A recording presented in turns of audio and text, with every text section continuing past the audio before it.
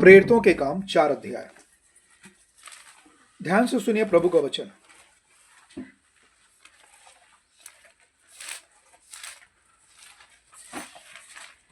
प्रेरितों के काम एक पुस्तक है प्रेरित का, बाइबल वचन परमेश्वर का, जिसको हम प्रेरितों के काम पुस्तक बोलते हैं। और मैं पढ़ रहा हूं उसका 10 पद से, 4 के 10 से। ध्यान दीजिए। तो तुम सब और सारे इजरायली लोग जान ले कि यीशु मसीह नासरी के नाम से, जिसे तुमने क्रूस पर चढ़ाया और परमेश्वर ने मरे हुओं में से जिलाया, यह मनुष्य तुम्हारे सामने भला चंगा खड़ा है। अब इसको समझाना चाहता हूं। मैं तो पढ़ तो दिया लेकिन आपको समझ नहीं आएगा, लेकिन मैं समझाना चाहता हूं इसका मतलब क्या है। यदि आपके घर में यदि मैं मेहमान आऊं, यदि आपके घर में मैं मेहमान बन के आता हूं, आप मुझे कभी नहीं देखे हो, न कभी जानते हो, मैं आपके घर में आया, ठीक है, मैं आपके घर में आया, कभी आप लोग मुझे नहीं जानते, तो जब तक मैं अपना परिचय आपको ना दूं तब तक आप लोग मुझे नहीं जानेंगे। मुझे आपको परिचय देना पड़ेगा। भाई मेरा नाम ये है, मैं फलाना जगह रहता हूं, मेरा राज्य है, मेरे जिलाए हैं, मेरा नाम ये है, मेरे पत्नी है, मेरे बच्चे हैं, तब आप मुझे जान पाओगे। ठीक वैसा ही इस संसार में सबसे पहले जाति को जो परमेश्वर ने चुना, उस जाति का नाम है इज़राइल। क्या नाम है? इज़राइल। इज़राइल एक जाति है जो परमेश्वर ने उस मनुष्य जाति को चुना, ठीक है।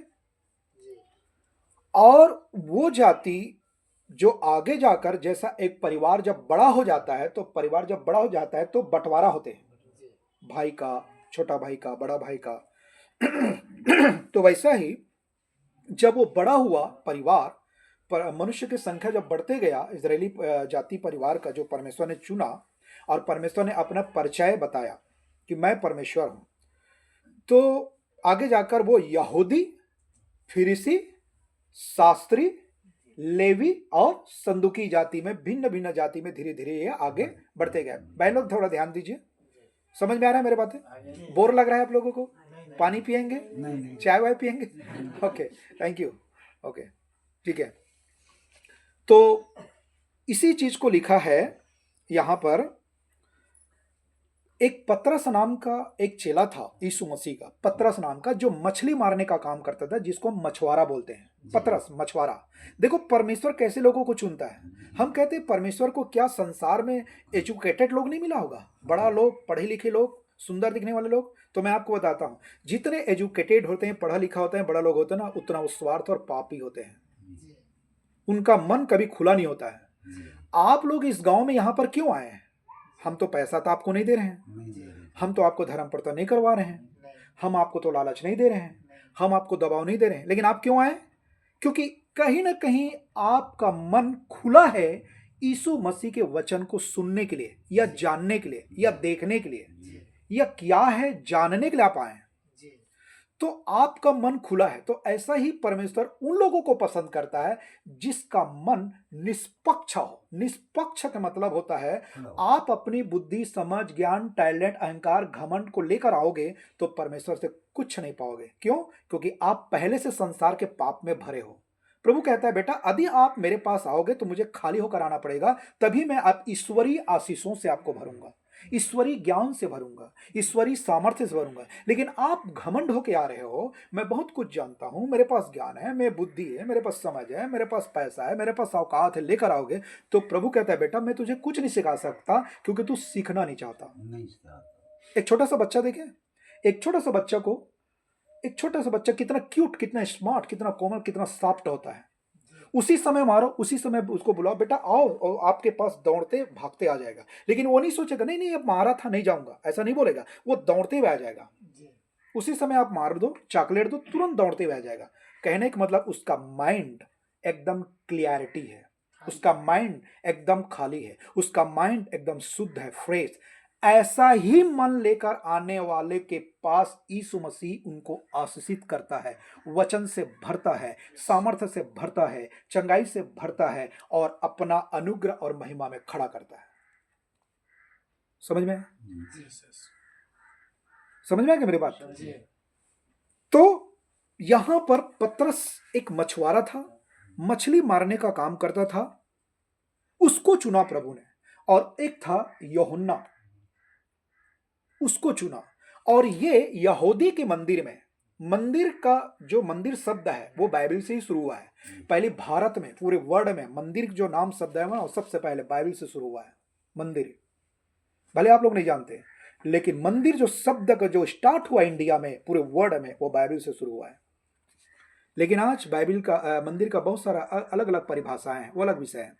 तो मंदिर का मतलब होता है उस मन के जानने वाले अंदर में, कहने का मतलब मंदिर में पवित्र आत्मा अर्थात परमेश्वर का निवास स्थान होता है, जहां पर परमेश्वर के लोग जाके परमेश्वर की क्या करता है, आराधना करता है, उपासना करता है, प्रार्थना करता है, अपना बातों को रखता है, अपना घनिष्ठता, एक संबंध होता है, एक प्रेम होता है, गहरा रिश्ता होता है, उसे कहते हैं मन का मंदिर। मंदिर, ठीक है। तो वो मंदिर में जब पतरस और यूहन्ना जा रहा था तो वहां पर एक जन्म से एक लंगड़ा था, भीख मांगने वाला लंगड़ा। उस घर वाले लोग मंदिर में आते जाते वाले थोड़ा से भीख दे देंगे, दान दे देंगे, इस हिसाब से उस मंदिर के दरवाजे के पास जो मेन गेट था मंदिर में, वहां पर उस लंगड़े को छोड़ दिया। लेकिन प्रभु के दो दास लोग जा रहे थे, उसका नाम है पतरस और यूहन्ना। ये जा रहे थे मंदिर में।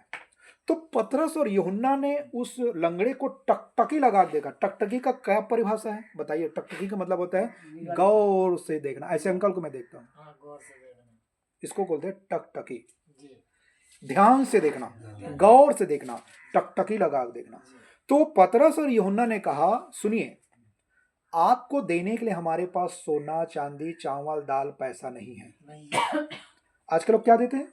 यदि आपके कोई लोग यदि हॉस्पिटल में एडमिट है, आप उनको देखने के लिए जाएंगे तो क्या कर सकते हैं? आप उनसे मिलेंगे, हाय हेलो करेंगे, सेव देंगे, केला देंगे, पैसा देंगे, बस इतना ही कर सकते हैं। और कुछ दे सकते हैं? नहीं। और कुछ देंगे? नहीं। कुछ नहीं दे सकते आप, क्योंकि आप इंसान हो, वो भी इंसान है, आप भी निर्बल, वो भी निर्बल। लेकिन एक प्रभु के दास लोग जब गए वहां पर तो उसने क्या दिया पता है? उसने कहा, हमारे पास सोना चांदी नहीं, लेकिन मैं यीशु मसीह के नाम में मैं तुझे आशीष देता हूं।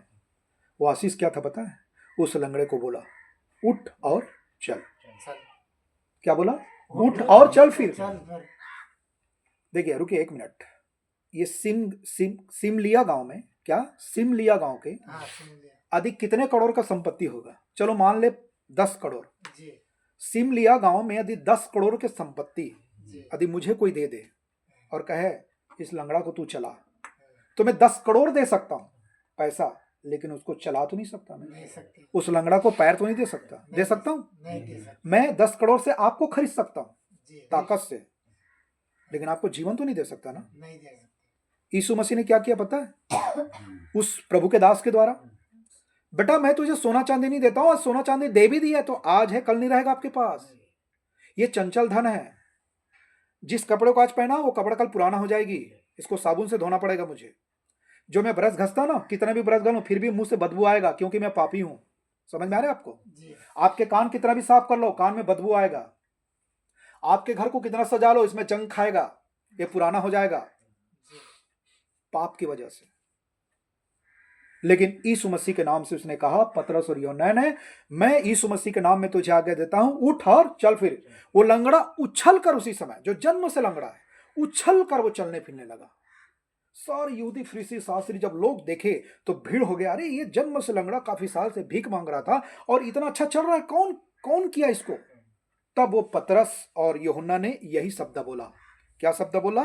तुम तो सब और सारे इजराइली लोग जान ले कि यीशु मसीह नासरी नाम से जिसे तुमने क्रूस पर चढ़ाया और परमेश्वर ने मरे हुए में से जिलाया, यह मनुष्य तुम्हारे सामने भला चंगा खड़ा है। मतलब वो लंगड़ा व्यक्ति जो यीशु मसीह ने चंगा किया हमारे जीवन के द्वारा, आप लोगों के सामने भला चंगा खड़ा है। भाई हमने ठीक नहीं किया, यीशु मसीह ने ठीक किया, ये बता रहे हैं लोगों को। फिर उसके आगे क्या हुआ देखिए, यह वही पत्थर है जिसे तुम राजमिस्त्री ने तुच्छ जाना और वह कोने के सिरे का पत्थर हो गया। 12, किसी दूसरे के द्वारा उद्धार नहीं, क्योंकि स्वर्ग के नीचे मनुष्यों में और कोई दूसरा नाम नहीं दिया गया जिसके द्वारा हम उद्धार पा सके। आमीन। मैं आपको बताना चाहता हूं,